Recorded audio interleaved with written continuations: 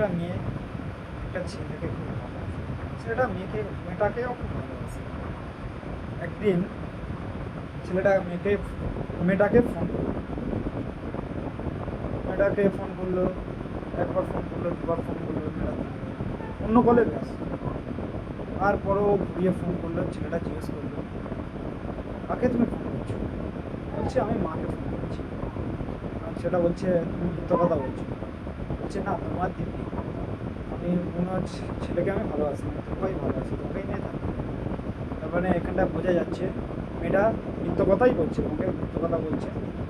আর মেয়েরা মিথ্য কথা খুবই বলে, ঠিক আছে? যখন একটা একটা অন্য ছেলেকে যখন পেয়ে যায়, তখন বুঝতে পারি, একটা ছেলে তখন বুঝতে পারে সে মিথ্য কথা বলছে, পরিষ্কার মিথ্য কথা বলছে।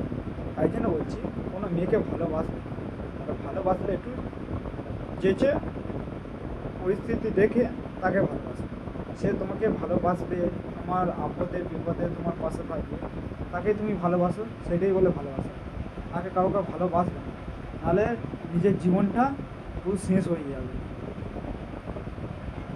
আর যখনই ফোন করবে দেখবেন ব্যস্ত। আমাকে কত কি বলেছে, হ্যাঁ আমার মা ফোন করছে, আমি রাখছি। এটা নাটক, ঠিক আছে? নাটক। অন্য ছেলেকে ফোন করতে, আর যখন ঘুরিয়েও ফোন করতে, হ্যাঁ বাবু খেয়েছো, হ্যান দেন বলবে। আমরা কি পাগল? পাগল হলে পাগলকে বোঝানো যায়, আমরা তো পাগল না, আমরা সব কিছু বুঝি, ঠিক আছে?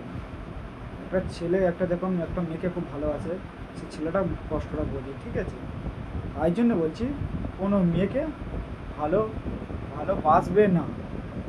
ভালোবাসতে হলে নিজের জীবনটা শেষ শেষ করতে হবে।